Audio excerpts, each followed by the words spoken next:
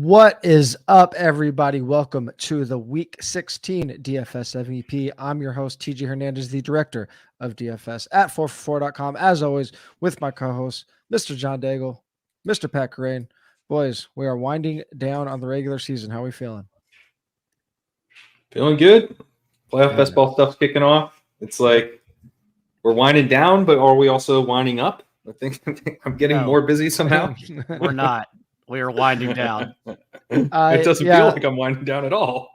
Yeah, playoff best ball is coming up. We'll get to that shortly with Kyren and everything he has going on over at Legendary Upside. As far as the regular season goes, this is the last crazy slate week of the year. 2-game slate tomorrow, which is Saturday, full slate on Sunday, and then full Christmas 3-day slate. Have content, ownership projections, leverage scores for all of those slates up on the site at 4for4.com. The Saturday slate is already up. The 3-game slate content and ownership will be up sometime late Saturday night, early Sunday. So be on the lookout for that. But for our purposes here, focused on the main slate, we have a 9-game slate, which I believe is the smallest we've had all year. And as always, Kyren, Legendary Upside, you talked a little bit about what you have going on for playoff best ball. Let's hold off on cover boy because we're going to dive into that quite a bit. But remind everyone what you got going on for playoff best ball. Yeah, so we launched last week dynamic playoff rankings at Legendary Upside, which I think are really cool. It's a kind of a draft companion tool that you put in your picks as you draft your playoff best ball teams, and it shuffles the rankings based on the bets that you're making in terms of which teams advance in the playoffs. Because if you've not played in these tournaments like Underdogs the Gauntlet, you need to advance each individual round, kind of like regular best ball, like Best Ball Mania. The final round is the Super Bowl, so you're trying to figure out a way to get your teams to the Super Bowl and then flip over the cards and, I've got the Super Bowl stacked up. I'm ready to take down this 400-person final. There's a lot to kind of weigh as you're trying to figure out how to advance your teams, but also have teams that are alive for first place. So these dynamic rankings basically kind of help keep you on the rails as you build out teams that can accomplish all the goals at once. Yeah, if you're listening to this, I'm assuming you are a DFS player, so most likely you do have some kind of action to go through Super Bowl. But if you're looking for something else, I mean, that is the best alternative for best ball players, for redraft players that have been knocked out of their league. We're into close to the championship rounds of best ball tournaments, so less than 1% of the field remains in pretty much any major platform. So the chances are you're not alive anymore. So that is a really good way to get some. Wish I drafted a little more Puka. Yeah. I had one of 406 Puka Kyren teams, but couldn't make it to this week to capitalize on that. So yeah, that's the way it goes. As a reminder, if you haven't signed up for the 4for4 sub yet, again, we do go through Super Bowl. This is the best time of year to just give it a little taste going into next year. The price is only $24 for the DFS sub. You get an additional 25% off by using the promo code YouTube when you check out at 4for4.com. And of course, once you do that, you can upgrade to Solver and have all of 4for4 projections synced right to the Solver. Let's get right into this slate, though. As I mentioned, a 9-game slate, very short slate. As we've said multiple times this year, it's like very top heavy and then a huge drop off. The difference this week is that it's hard to even find floor plays. So we have a couple games with high totals, high team totals. But I mean, just from a cash game, a chalk perspective, like you could poke holes in pretty much any chalky play, especially at the running back position. So I think it's going to be a fascinating slate to walk through and to really see how ownership plays out. Cause there aren't really like obvious slam dunk plays here, except for maybe 1 or 2 spots. Let's start with the game with the highest total on the slate. That's the Dolphins versus the Cowboys. Dolphins favored by 1 point in a game with a 50-point total, giving the Dolphins a 25.5-point team total. So, Kyren, let's start with you in Miami, who has the highest total on the slate, but because of salaries, because of a probable running back committee, Tyreek likely to come back, we're not seeing a lot of ownership on really either side. So I guess the question on the Miami side is, do we see a repeat of how the Bills smashed the Cowboys last week, avoiding that pass rush, lean on the running backs, and just smash them on the ground? I think we definitely could. I mean, the Dolphins have been really conservative over the last few weeks. They had a 48% pass rate against the Jets, 43% when they beat up on the Commanders. That's really low. They were conservative against the Titans, -3% pass rate of expected against the Titans, so you can pass all over. They obviously lost that game. And then they were -10% with a 52% pass rate last week again against the Jets. So we've seen them really lean on the run, maybe even too much. But this is kind of how you attack the Cowboys. They're a bit of a run funnel. They're not terrible against the run, but they're elite against the pass, and they're not great against the run. So, and the Bills just laid out that you can run all over them if you have an explosive back, which they have two of those. So I think that they'll probably be, if they're in control of this game, they're going to kind of be like the 49ers dictating the run kind of approach. That's how they've operated most of this season. Can the Cowboys wake up on offense and push them off of that, I think is the question. Yeah, we got Achane $200 cheaper than Mostert on DK, both in that $7,000 to $7,500 range. So not super cheap, but again, you are going to get pretty low ownership on these guys across the board. Tyreek priced up so high that it will keep his ownership in check, especially in stacks with Tua, where he's priced up as well.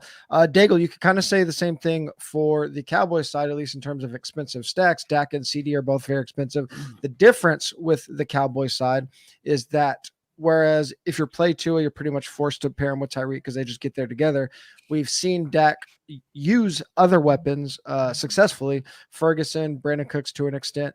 Obviously, Tony Pollard can be a good pass catcher. So is this a spot where Pollard and CD, even though they might get some ownership, can we get a little unique with Dak and the secondary pass catchers here? Honestly, it's the third week in a row now where the high total game I have very little interest in just because I don't like the environment. A couple weeks ago, it was Bills Chiefs. Last week, it was Bills Cowboys, and James Cook was the only player to get there on either side, although he was important to the slate. And this week, I'm not interested in stacks, honestly, in this game overall, just because of what both defenses provide. Last week, quietly, Josh Allen, only 7 completions, but he was under pressure on 50% of his dropbacks. Like the Cowboys were getting there. James Cook just ran it down the teeth of their front 7. And then on the other side of the ball, the Dolphins did score 2 rushing touchdowns, Raheem Mostert, but Raheem Mostert still had little success in terms of rushing yards because their offensive line is still so banged up. And as we know, a lot like Matthew Stafford, Tua has been an entirely different quarterback when he's under pressure this year. Not to mention Tyreek Hill having an unknown status. Even if he plays, is he at full strength? So honestly, there are so many question marks in this game, and I don't like how the teams match up that I think yet again, even in a 9-game slate, I'll probably be fading the highest total on the board. Do you think, given that the pressure we saw Dallas put on Josh Allen, obviously Josh Allen gets away from pressure, maybe as good as any quarterback in the league, are the Cowboys a sneaky DST play here, with especially on DK, where the chalk defenses are going to be grouped together in this $2,600 to $3,100 range? Jets maybe near 30% ownership at $3,100, a perfect price pivot off of Dallas.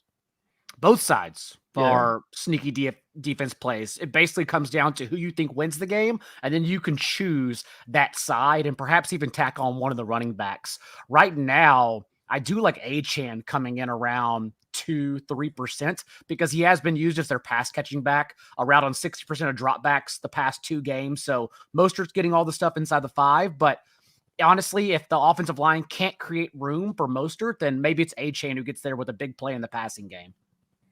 Yeah, I mean, I think that's kind of both sides. We're going to need those explosive plays more so than those long sustaining drives. As I mentioned, are you guys? I think Armstead's going to play. Does that encourage you at all in terms of the offensive line stuff? A little bit. The other side of the ball, we didn't even touch on either. Zach Martin seems like he's going to play, but Tyron Smith is definitely going to be out. He's doubtful today.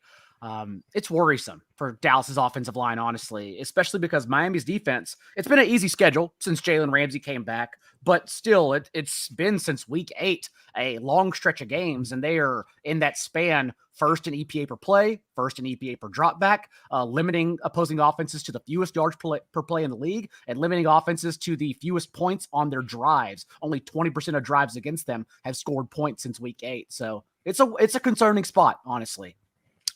Yeah, tough spot, and usually in this spot where we have the highest scoring game with two pretty good offenses with with players that should be somewhat obvious, we get some cash game play from that.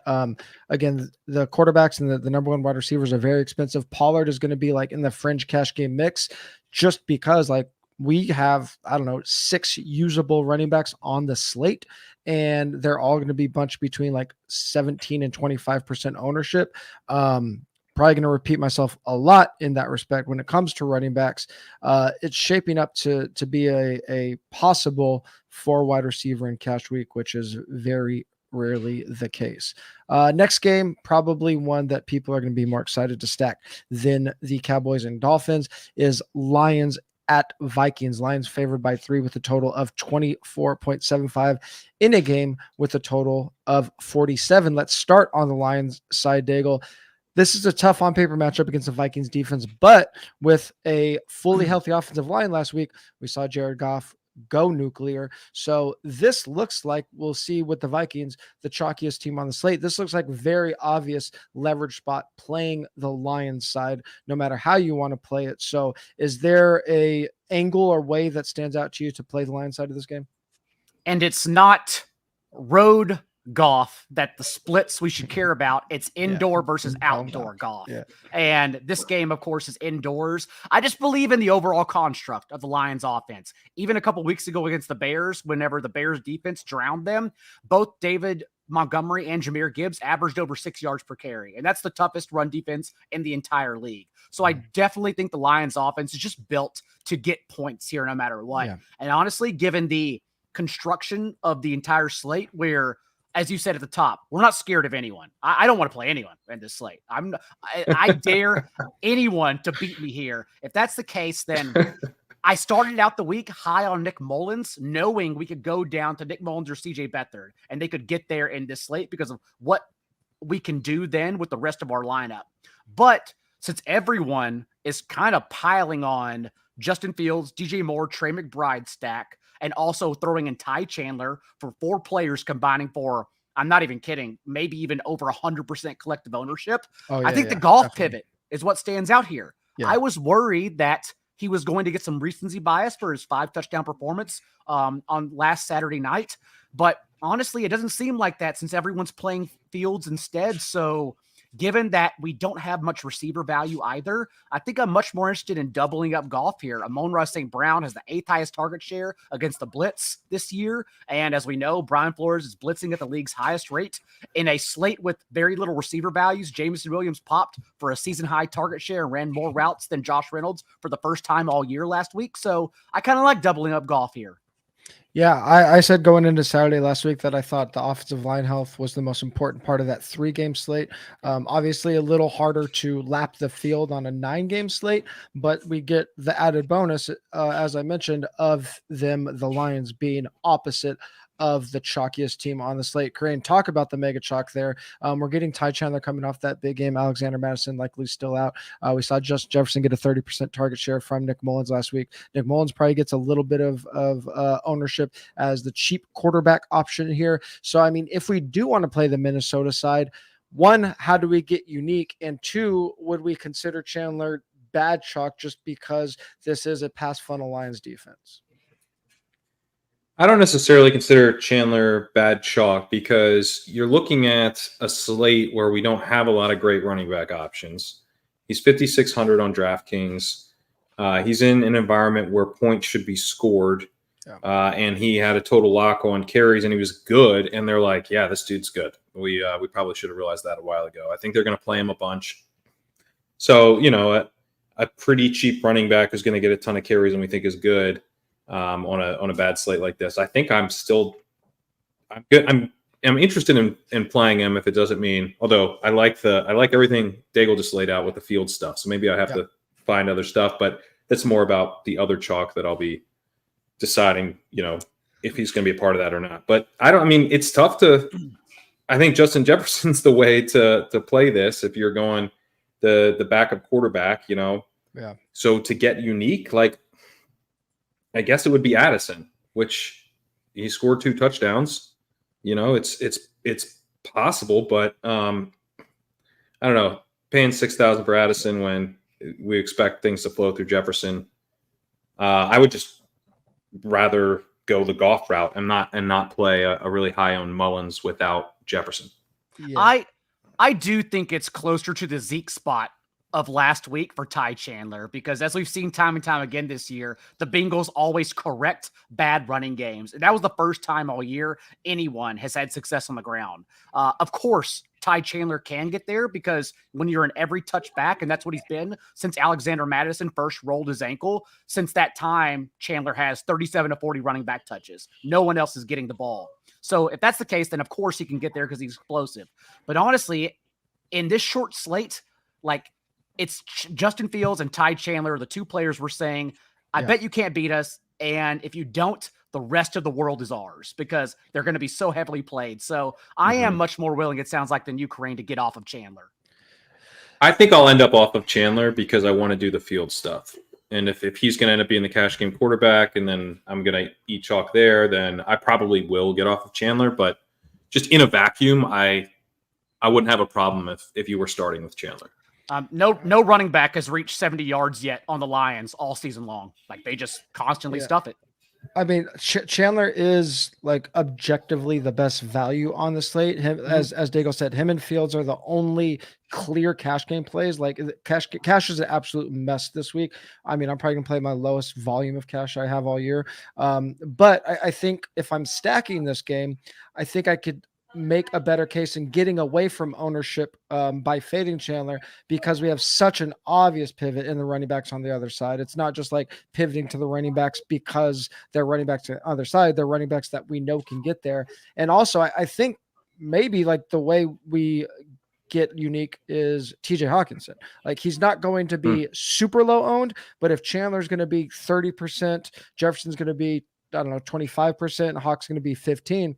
I like Hawk, especially because it is a week where I think 2 tight end builds definitely are very much in play, especially on DK. So I think rolling Hawk out there makes a lot of sense too. Agree. Chandler is, as I mentioned, the cash game play on both sides. Justin Jefferson, go ahead.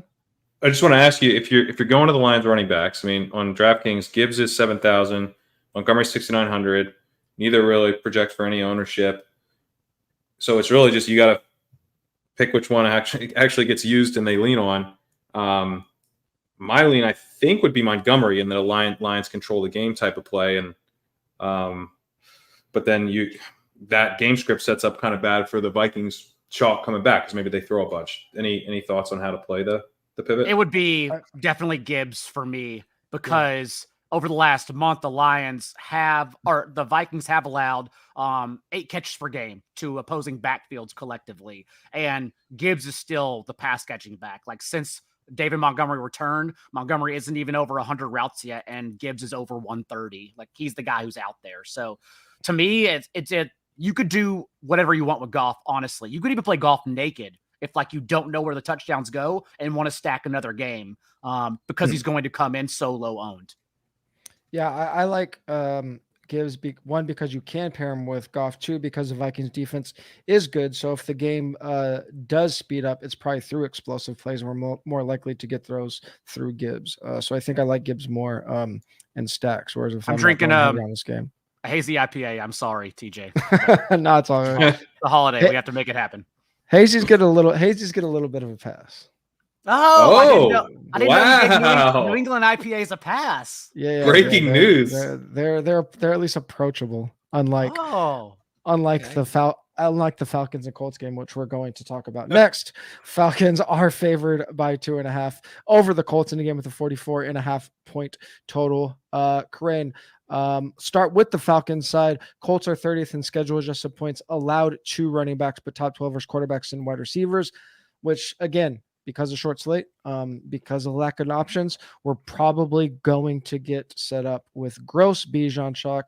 Obviously, Arthur Smith all over the news for multiple reasons past 7 or 8 days. So, I mean, are we just setting ourselves up for absolute disaster by playing 20% Bijan here? Yes. Yeah, of course. Yeah. We know that. But also, like, kind of get it. Like, they're going to run the ball here, and Bijan's good. So, he's 6,300 too. He's not that expensive. It is tough to play like Taylor Heineke's chalky running back who might not get the first carry or the second carry. I mean, Patterson and Algier both touched the ball before him last week. I don't like that. Makes no sense. It's very difficult to understand what's going on. It also wouldn't surprise me if like Smith just like trolled us and fed Bijan this week. And I think the more important thing, like heading into last week, my take was Bijan's going to get like 50% of the carries. Now he got like 23%, so I was wrong, very wrong. But he had been getting 50% of the carries for like weeks. And if you're running a ton, 50% of the carries is actually fine. And so that's sort of like my baseline expectation still, even though I know Arthur Smith can hurt me pretty bad. Speaking of Heineke coming back, Drake London's obviously had some good momentum going. Pitts is the prayer yards king. So is there anything that stands out to you where Heineke hurts London or Pitts more? Or helps? I shouldn't automatically say hurts, but either way. I think it probably hurts Pitts, helps London a little bit, because I think maybe targets just consolidate a little bit more to London, where Pitts is kind of more of they both get deep shots, but Pitts doesn't get as much else. Like Pitts is just kind of there to be more like of a deep threat, and London is like the overall number one. And Heineke's deep ball just sucks. I mean, he's worse than Ritter, and Ritter's really bad in terms of throwing downfield. So I think it just hurts Pitts more than anything, but yeah, Heineke's success rate this year has actually been significantly worse than Ritter's. He's been more efficient, but if you were going to just like bet on one of them, if they were going to play the same number of snaps going forward to be more efficient, I think I'd still take Ritter, as bad as he's been. Yeah. Daigle on the other side, another player that should be played quite a bit is Jonathan Taylor. He's coming back from injury. Looks like Michael Pittman is trending towards playing as well. So I want to ask you, with JT coming back, let's assume he is in that like 20% range, where, especially if we get, I don't know, Bijan at 25%, where would you rank JT among the chalky running backs, which includes Ty Chandler, Rachaad White, Bijan Robinson, Breece Hall, Tony Pollard, maybe Chuba and Devin Singletary too? I think the top two running backs in this slate are priced accordingly. Rachaad White and Jonathan Taylor. They're just objectively the two best plays. That doesn't mean I don't mind getting off of them in tournaments, but they are definitely the best plays here. Especially if Zach Moss is going to miss time, then we don't think Tyler Goodson or Trey Sermon are going to touch the ball. It's still going to be all Jonathan Taylor, because Taylor is not even questionable. Like you said, he was removed from the injury report altogether. So considering the Colts are fighting for a playoff spot, I would imagine it's all systems go here. Kareem, where would you rank these two running backs among the chalk running back plays that I just mentioned, both JT and Bijan? I think I'm with Daigle that JT belongs up near the top, especially if he's not going to be, mega chalk. Like the guy would be worried he's mega chalk is Chandler. So yeah, I think JT's a pretty strong play. Yeah, I think about. Sorry, I think he has game script going for him. I do worry a little bit about the Falcons' defense being pretty good against the run. So he hasn't been as efficient this year as we were hoping. So that would be what gives me pause. Do we have any interest in Colts passing game with Pittman coming back? Pittman as a pivot is interesting. Yeah. In Taylor Heineke's 3 games as well, the Falcons played in over games, went 3-0, those totals. So there's a little bit of offensive environment that's interesting here, since it's indoors as well, but really just a pivot, not like tacking on Gardner Minshew as we've experimented with a couple weeks now. Yeah, Michael Pittman isn't like a perfect price pivot off of DJ Moore, but he is like right above him if you're scrolling. So a lot of people probably that are just clicking are probably going to look at DJ Moore and click him instead of Pittman. So I think that's pretty interesting as well, especially if you play him as a one-off, because as we mentioned, both Bijan and JT get ownership in this spot. So if we get Pittman, I don't know, even if he's at like low double digits, like 10%, I think it's still a really, really good play as a standalone play. We're kind of forcing the issue here on these next couple of games, even though we mentioned one of them is chalky, but Seahawks and at Titans, 41.5 point total is low, but the Seahawks 22.25 team total is relatively high on this slate as 3-point favorites. Geno Smith back from a growing injury, Daigle. So with Geno and all of his pass catchers moderately priced here against Tennessee defense that can be beaten deep, as Kyren mentioned in the walkthrough. Is this a spot where we like any good contrarian spots? Kenneth Walker, it looks like he's expected to play. He should be a contrarian running back on a pretty bad running back slate. DK Metcalf probably goes overlooked because he is a little bit pricier than his teammates. I think people probably get to JSN if they get to anybody here. And that's interesting because I think DK Metcalf is in the best spot here, especially if we're getting Geno back. Metcalf's the one who, prior to Geno going down, like had 8 targets in 4 consecutive games, at least 8. So yeah, I think a pivot off of DJ Moore to DK Metcalf is what I'm eyeing for tournaments instead. Yeah, I think that's a super interesting call because really the walkthrough this morning is what really got me on that. Kyren on the other side looks like Will Levis is Will Levis is out. Going to be Ryan Tannehill, it looks like, against Seattle's bad run defense. So probably doesn't matter who's at quarterback because it looks like Titans want to continue to lean on the run. So, I mean, do we have interest in Derrick Henry after we thought last week was the beginning of Dehember, and that was a huge bust. Is it Henry or bust if we're looking at the Titans this week with Tannehill? I mean, I don't think Tannehill's like a real downgrade from Levis. I mean, they have very similar efficiency this year. I mean, Tannehill's been not very good, but Will Levis hasn't been all that good. He has his moments, but I don't think we need to be like overly fearful about this passing game. And I mean, the passing game is DeAndre Hopkins. It's all flowing through him. So, I have a little bit of interest there, and I have interest in the Seattle side of this game. And so I think and honestly, Burks is so cheap at 3,100 that I think you could throw him in the mix too. I think this is a really interesting game. I think Walker not being in the conversation at running back on a really gross running back slate at 6,200 is very interesting to me. I think he's in a pretty good spot. He's getting all the rushing attempts, and you can run on the Titans. They're much better against the run than the pass, but I don't think the Seahawks are going to go nuts passing the ball. They're like a balanced pass first team. And I think they could control the game, and Walker could be set up very well. I don't think I'm doing Tannehill stacks, but I think you could do some pass catchers with, Geno and could you do Geno and Walker and just bet on the Seahawks to kind of roll here? I mean, I think there's a few different ways to play it. I mean, the shorter the slate, the more likely or the more we should be willing to lean into like these onslaught type builds, even if they're like light onslaughts, but quarterback, running back, one offense running away from the field. I mean, like Dolphins, Cowboys has to go absolutely nuclear for us to feel like we're really missing out because the pieces are so expensive there. And then we're kind of just fading like Vikings and Bears chalk, which I mean, that doesn't sound too crazy, right? So I think this is a really the reason I do like slates like this is because you can play like a Seahawks stack and not feel like you're giving up a ton. I like it.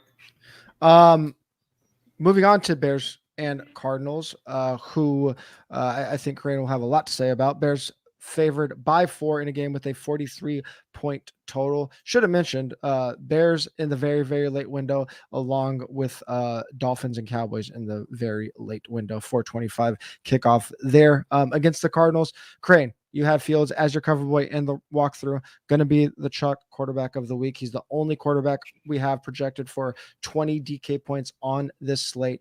We know that there's only 2 players we want to stack him with. So I guess the question isn't if we like Fields, but if we are stacking him, can we double him, or do we have a read on if it's Kmet or DJ Moore?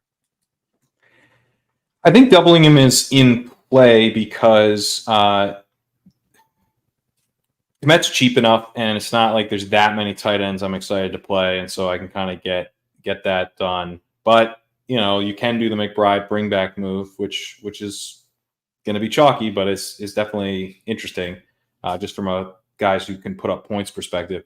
The thing with Fields, right, is that he's going against this Cardinals defense that can't get pressure and doesn't blitz, and he's had a really up and down season. But when he's in these like really pristine spots, like he was against the Commanders, right, this is kind of if he can sit back and take shots downfield, he has a really, really high ceiling. And this is a slate where there's not really any high ceiling options. I mean, if a big part of the field is going to be playing like Nick Mullins stacks, and I have to eat some chalk to get Fields stacked up with DJ Moore in a great spot, I mean, that feels pretty good to me, even if, it's not going to be sneaky at all. We're not projecting DJ Moore for like crazy high ownership. On FanDuel, he isn't super cheap. On DK at 6,900, I fear that some people want to play Fields, and Chandler is cheap enough for like, maybe he gets way out of hand. DJ Moore is a player that I am afraid gets out of hand. I could definitely see that. And it's just such a clean spot. I could feel this strikes me as one where, I mean, when I looked, like when I do the walkthrough, I'm doing it based on the cover boy is the guy I think's like in an incredible spot. And then I usually go and I look at the ownership and I'm like, crap, he's going to be mega chalk. Yeah. But with Fields, he wasn't projected to be mega chalk, but at the same time, I would almost be surprised if he didn't get steamed to some extent, because it's pretty obvious, right? It's the Cardinals, and they can't defend the run either. So you're going to get him running a bunch. And I do think there's paths to failure. I mean, volume, I would say, is one of the big paths to failure here, where the Cardinals are a conservative team going against a really strong run defense. The Bears aren't going to necessarily air it out more than they need to. If they can run the ball with a 3-way committee that we can't really get any fantasy value out of, and it doesn't go through Fields, maybe there just isn't that much capturable fantasy value in the Bears offense after all. So if it ends up getting mega steamed, I will probably look elsewhere. The Seahawks spot that we talked about is the one that I like the most, if this looks unplayable. But if it looks moderately owned, being able to pivot from, a Mullins stacks to a super high ceiling quarterback paired with his best weapon in a great spot is very appealing. Yeah, that's the thing about Fields this week, is that when we look at the quarterbacks that are off the slate, like Fields even at 20%, he can lap the quarterback position, where like the chances of DJ Moore lapping the wide receiver position are like a little bit less. So as Daigle said, I don't think we want to be playing Fields stacks with McBride and Chandler, but if you're playing like Fields Kmet, like you could probably play that with Chandler, just because Fields can run away from the field.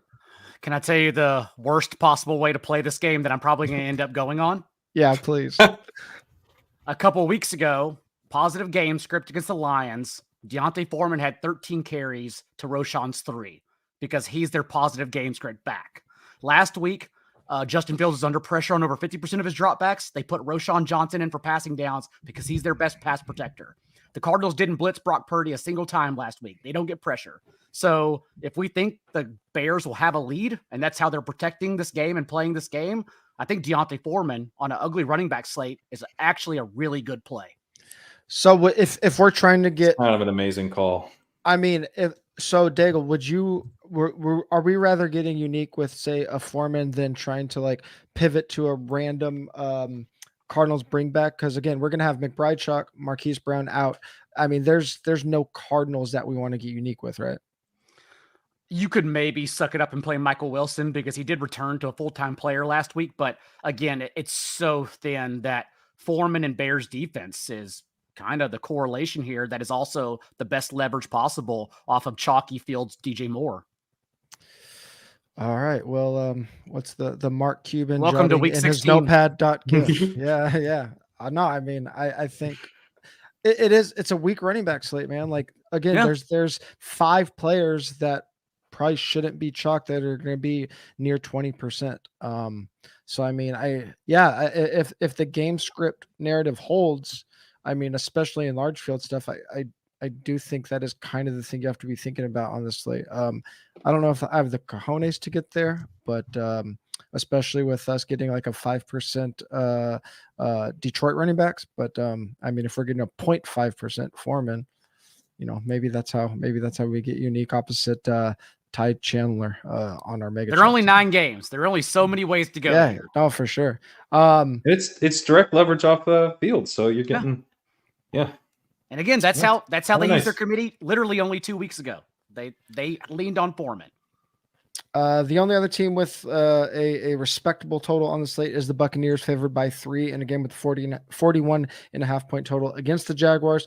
Still a chance we get Trevor Lawrence if he clears concussion protocol, but not completely sure there yet. Buccaneers with a team total of 22.25. So Daigle, Jacksonville is one of the only teams in the league that is bottom half in schedule adjusted points allowed to every single position. Mm-hmm. So would you say that Rachaad White is the highest floor play of the week? Definitely. And I love the environment of this game, even if CJ Beathard's under center. If you can argue playing Nick Mullins, you can definitely argue playing CJ Beathard if you want to get there as a cheap quarterback, because this Bucs defense has been so atrocious out of their bye. And now, honestly, you can also get Beathard with a condensed target share because it doesn't seem like Zay Jones is going to play. We know a couple weeks ago when Beathard came off the bench for Trevor Lawrence, he targeted Evan Engram on 4 of his 10 passes. And if Zay Jones is out, it's kind of just all Calvin Ridley, who it was from Trevor Lawrence last week.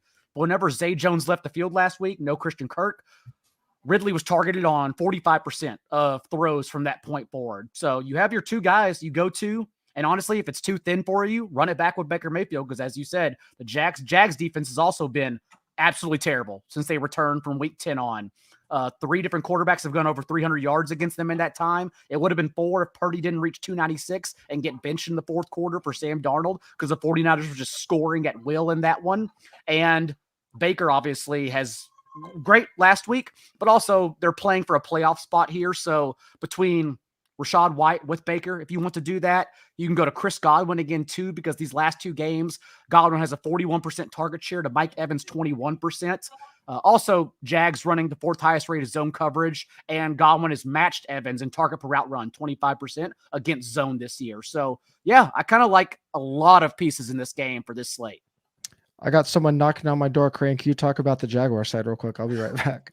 Yeah, I didn't sure. even know you had people come over ever. So I think this is I think this is kind of interesting for this game environment if Trevor Lawrence goes. I mean, I think personally, I think it kind of changes the game environment because the Jaguars have been a pass funnel. Dago, I'm kind of interested in Mike Evans here. Okay. Where, yes, Chris Godwin's been targeted like 11 times in back-to-back games now, but it seems like that's partly because defenses are just refusing to let Mike Evans do anything, and they're just taking him away. And the Jaguars don't double team all that much. So I'm interested in Evans. It's kind of going back to him. And I'm interested in this game potentially being pretty fun if Lawrence plays. So, you got a pass funnel Jags defense. You got a terrible pass defense on the Buccaneers side. This is one of those. I think this game and the Seahawks Titans games are kind of like the undercover games this week. I'll never push back against Mike Evans. Chris Godwin obviously only has 1 touchdown on the year. And right now we are projecting Godwin to be higher roster than Evans. So if that's the case come lock as well, then sure, I could definitely get on Evans. I do want to play Godwin though, if he does come in at low ownership, but I definitely don't want to be scared off this game if it's Beathard. Because again, these defenses are so bad. I think they'll still be able to move the ball with ease on both sides. Whereas if Lawrence plays, that would be better, yes, but also the game would collect more ownership because no one wants to play this game with Beathard.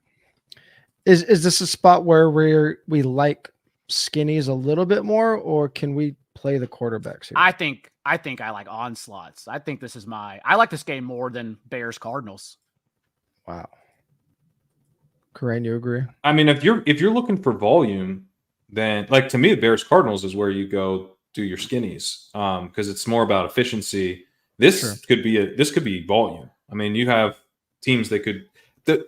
I'm a little concerned with the Buccaneers because they've been conservative recently. They've been really leaning and basically trying to hide Mayfield. I think even though he was really good last week, they still weren't that aggressive.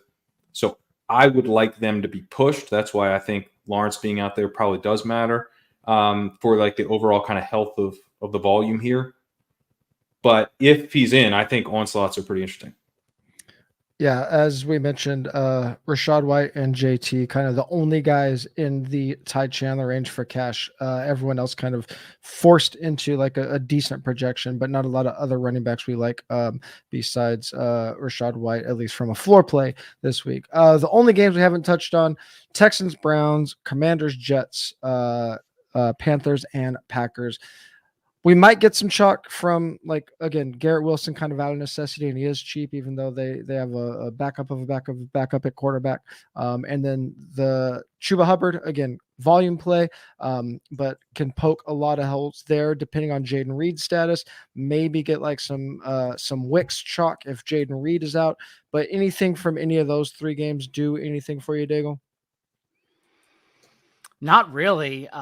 If Jaden Reed and Christian Watson are out, and it kind of looks like it's headed that way, I think the Panthers defense is the most interesting way to play this because Jordan Love has now been bad in back-to-back games, so we could easily just say that 5-game stretch he had was based on the schedule, which I was trying to yell from the mountaintops the entire time. Just look at the secondaries he's playing. And then it's a great spot for Chuba Hubbard. I think Chuba Hubbard's a better play in a vacuum over Ty Chandler this week. We got 22 carries in 3 consecutive games. The Packers over the last month are one of only 2 defenses allowing over 5 yards per carry. There's going to be no volume in this game, which is why I have zero faith in any Packers wide receiver. So I kind of like Hubbard and the Panthers defense, honestly. Yeah, it's really tough. I mean, when you see my write-up tomorrow, you will see that the actual blurbs are much shorter than usual, and it's a lot of guys that are just listed because we're just having so many plays that are like we're forcing into cash, and Chuba might be one of those guys where like he's just a volume play that if he fits into cash, maybe we have to use him. Kyren, Texans, Browns, Commanders, Jets, Panthers, Packers, anything there? I like the Chuba call, but no. Yeah. I mean, if like Breece Hall and Garrett Wilson are both projecting like around that 20% range. I mean, if they beat me, they beat me, I guess. Right? Like I get the Breece Hall argument. I really do. Cause it's probably going to be favorable game script. Honestly, like how short is Sam Howell's leash in this game? I cannot. Is he even starting? Is Howell starting? I believe Ron Rivera came out afterwards, like immediately after the game, and called him the starter. Yeah. But there's no chance he makes it through because he was bad over the last month. Did we talk about this last week? Was I yelling about this last week? I'm sure. Yeah. Where like he scored 4 rushing touchdowns in a stretch of 3 games around their bye, but his scrambles weren't going up. He was literally just falling forward from inside the 5-yard line, which, as we know, is the least consistent way to produce fantasy points. And last week it was the same thing where he was bad through the air, didn't score the rushing touchdown, got benched. So I can't imagine he makes it through that game. Yeah, I doubt it too. And Brissett looked good. These guys are trying to, 1, not get fired for Rivera, and 2, get a job next year in Eric Bieniemy. Like he's not trying to like, make sure Howell is preserved here. Like, I completely agree. But Breece, I mean, I just think it's the ownership thing. Breece is in a pretty good spot because I think they will try to ride him. Before we get to our favorite plays at each position, I want to remind everybody about Prize Picks. Prize Picks is daily fantasy sports made easy. Go to prizepicks.com/DFSCVP and use the code DFSCVP for a first deposit match up to $100. We have another 3-player pick'em where you can 5x your money. Starting with the Saturday slate, Jaylen Warren projected for 68.5 rushing plus receiving yards, liking him for more than 68.5 rushing plus receiving yards. probably gets a lot of pass game work with Mason Rudolph in there at quarterback this week. And obviously the 50-50 split with Najee Harris can definitely go Warren's way this week against Cincinnati. We just talked about the Commanders and their troubles in the pass game with Sam Howell. Terry McLaurin projecting for 48.5 receiving yards. Who knows how long Howell will last, or if and when Brissett comes in against that tough Jets defense like Terry McLaurin for less than 48.5 receiving yards. And then going all the way back to that Miami game, Tyreek Hill likely to return. Tough pass rush in the Cowboys defense. Jalen Waddle projected for 65.5 receiving yards, like him for less than 65.5 receiving yards in that game. And again, 3-player pick'em, 5 extra money at prizepicks.com. Don't forget to go to prizepicks.com/DFSMVP. Use the code DFSMVP for our first deposit match up to $100. Prize Picks is daily fantasy sports made easy. Let's hop right into it, Kyren, with your favorite quarterback of the week. Yeah, as I talked about, I love Fields, but you'll be covering him as the chalk quarterback, cash game quarterback. But yeah, I think Geno Smith is pretty interesting here. Titans have a decent pass rush, which is a little bit of a concern because the Seahawks have had a bit of trouble protecting. But I think that DK Metcalf is interesting here. Kenneth Walker is interesting here. And I think generally, you can pass on the Titans. And so Geno coming back and we have people that we can play with him is pretty interesting. So Metcalf, I think, in particular is interesting because you're going to be looking at the Seahawks probably trying to get the ball out quickly. And he actually has been their go-to guy on quick targets.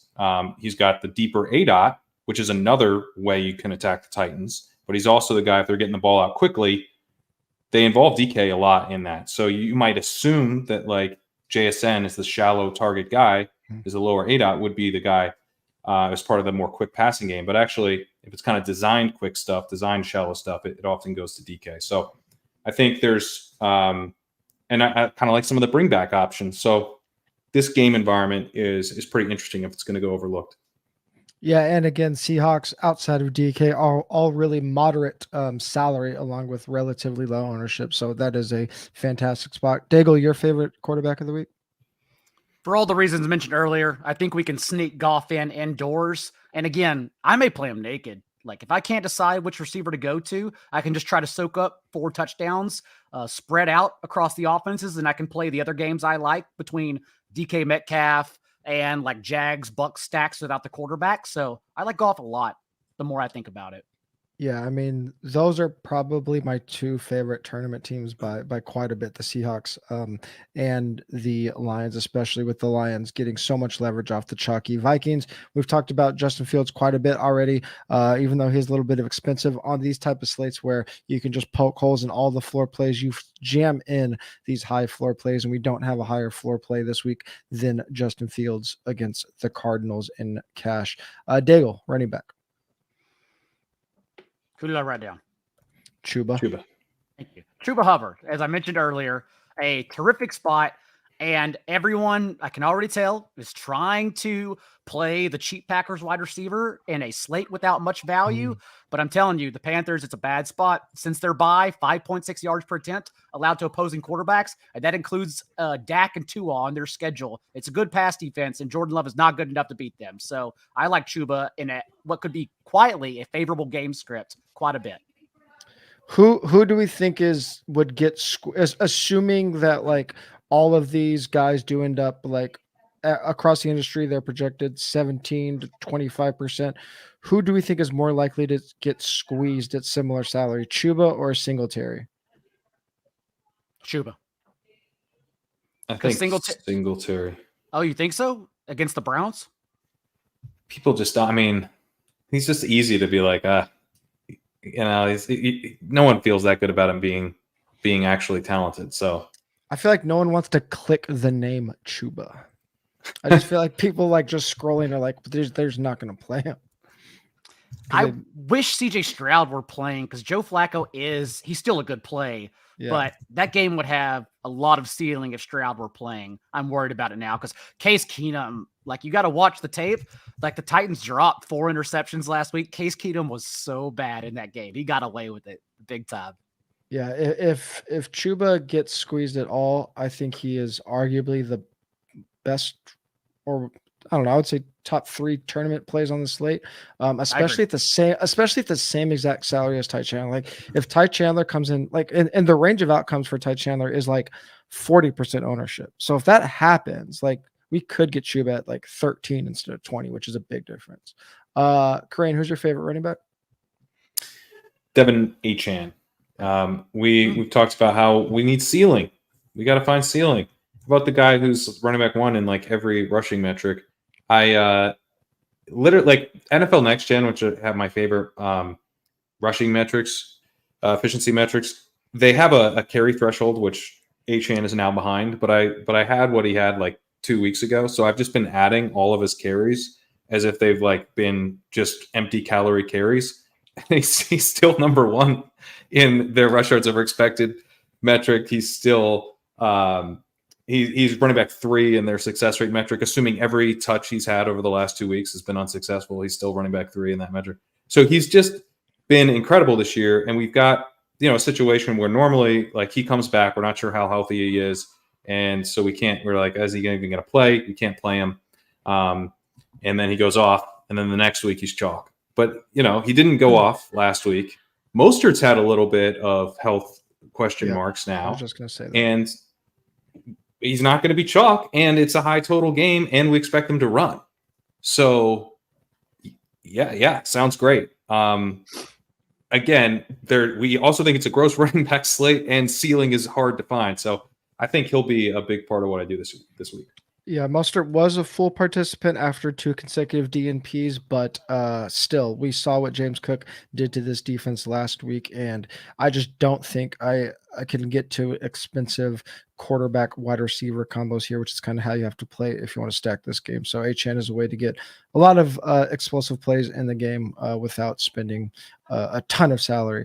Ty Chandler, I mean, he is the floor play and probably the best overall game environment of the week. Again, Fields, Chandler are cash game plays, and then we're just kind of figuring it out from there. After that, it's pretty gross for cash.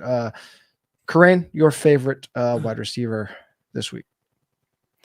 DeAndre Hopkins, who I like as part of this Seattle stuff that I think I'll be doing. Hopkins is interesting because, he's like this veteran, kind of just getting there on volume type of guy, 27% targets per route run. He's got a 29% target share, but also that's not true. He's got a 16.2 ADOT and he's 90th percentile in open score. So you're getting both. He's a downfield and he's winning on his routes. Maybe he doesn't win in the most separation, but he gets his defender turned around, right? He gets body positioning.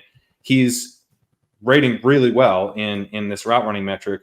Plus he wins deep. Plus he gets targeted nonstop. The target competition just has not been there this year, and we could be looking at a really fun game environment here. Would you play Nuke in non-Seattle stacks, or do you at least want to skinny him? Yeah, I would prefer but I would do a Walker Nuke. Yeah, that's fine. Yeah. I would consider just playing him, to be honest, because I think it's it's an interesting enough play. But I would prefer to do something with Seattle too. Daigle? As I mentioned earlier, the cheap wide receivers are far and few between on this slate. And so that's why I'm curious how Jameson will come in at ownership.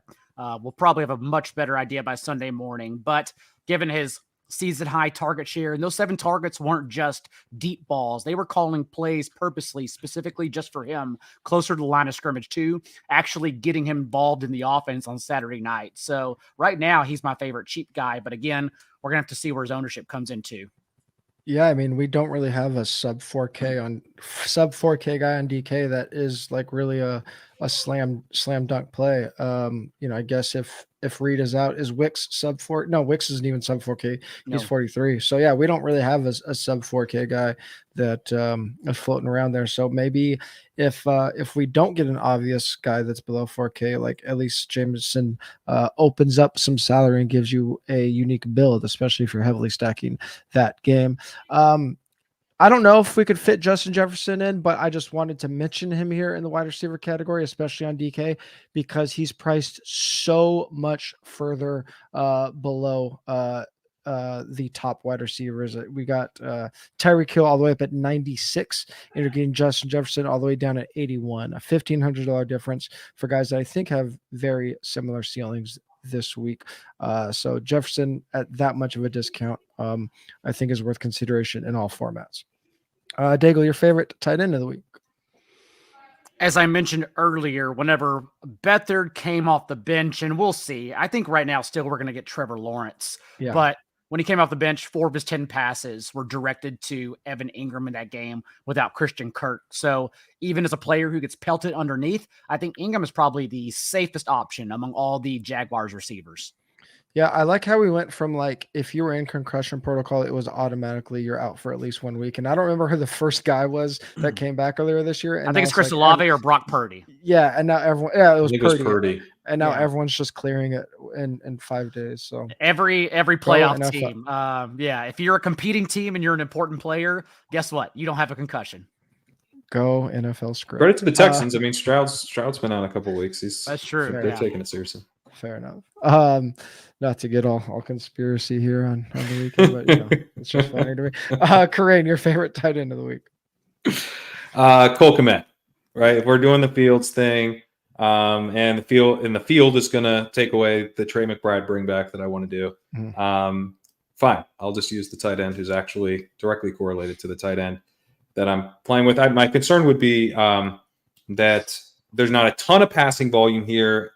DJ Moore is more interesting because he's the deeper eight-eyed guy. But Cole Kmet's made some big plays this year. Can obviously get there with touchdowns too. So, and he's fairly cheap. I mean, there's not that many cheap tight ends that are interesting this week. So getting tight end taken care of if you're stacking Fields is nice. I would imagine he's going to be okay, but just everyone make sure to monitor because he was limited in Thursday and Friday's practice and is questionable. Yeah, and the crazy thing about McBride Chalk, who is the cash game tight end of the week, it's like he's not even cheap anymore. He's 5,700 on DK, so we're not getting any salary savings by playing McBride. With that being said, on a slate where it's very hard to come by any type of floor play, as I've mentioned multiple times, probably just going very cheap at wide receiver, just maybe like one moderately priced wide receiver, getting McBride's high target share in there.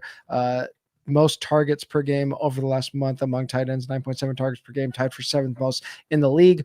So if you consider that like wide receiver target number, he's still discounted compared to other guys that are getting that kind of target volume.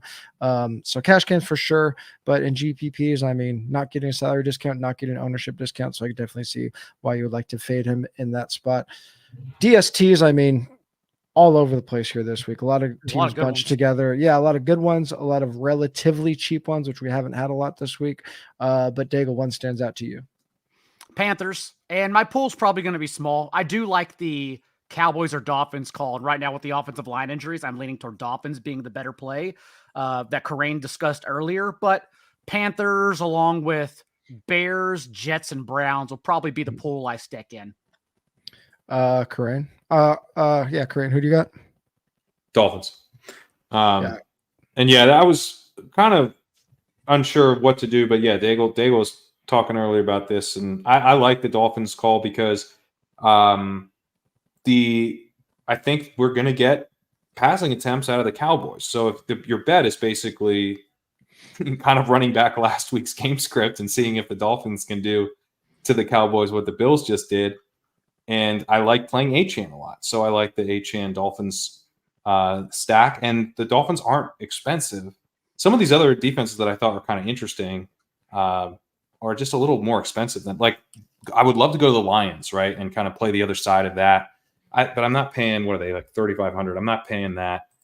So the Dolphins also are very helpful salary-wise at only $2,700. Man, and when the Cowboys, it hasn't happened often because they played in so many wonky game scripts this year, but when the Cowboys have looked bad, they just like don't even show up at any point. Both the Niners and Bills games, I mean, they were obsolete. Jets look like the cash game defense on DK. They're priced up at $5,000 on FanDuel. So I guess you can just go to the other side and play Commanders on FanDuel. I will say that we're projecting Jets for around 25% ownership DST on DK. I guess the concern there would be that, like, how will all of a sudden just get super conservative trying to save his job and stay on the field through 4 quarters? So I mean, I think there are where they play Brissett. I think you feel worse about that defense play if Brissett comes in. That pissed me off so much last week because I sabotaged drop Terry McLaurin in my redraft leagues. And I was right. He had 3 catches for 48 yards until the last 2 drives. And then Brissett comes in and he has 93 yards and a touchdown. It's like, Jesus Christ, man. So again, not just in GPPs, it's one of those games in cash where you could kind of just throw in the DST that fits, and I don't think you're going to be giving up too much. Even though it is holiday weekend, Daigle and I will be back Sunday morning in the Discord as usual. If you are watching this on YouTube, as always, much appreciated. The easiest way to give back is to like the channel, subscribe to the channel, like the video, hit the notification bell so you know when we do go live. If you're listening on your favorite podcast platform, please give us a 5-star rating and review. And as always, Kyren, remind everybody what you have going on over at Legendary Upside. Yeah, Legendary Upside, we got some premium playoff best ball content. In addition to the tool that I mentioned earlier, we've got premium podcasts. You can also listen to the walkthrough on the premium podcast channel. Check out the walkthrough at legendaryupside.com. Also had Sacrilegious post an article on the best ball playoff format, kind of like an overview. So if it's your first time diving in, kind of have you covered. Good starting point there. So lots of great content. As we noted at the top, we are not exactly winding down right now. We are still churning out content over at Legendary Upside. Yeah, as I mentioned, regularly scheduled programming for content and shows through the holiday weekend, start of the new year, as well as content for all these extra slates. As I mentioned, Saturday slate is already up on 4for4.com. The Christmas Monday 3-game slate will be up late tomorrow, early Sunday. And if you want more of us, you could find us on X/Twitter/ whatever you call it these days. Kyren is at Pat Kyren. Legendary Upside is at Legendary Upside. Daigle is at not J Daigle. 4for4 is at 4for4 football. I'm at TJ Hernandez. We'll talk to you guys on Sunday morning.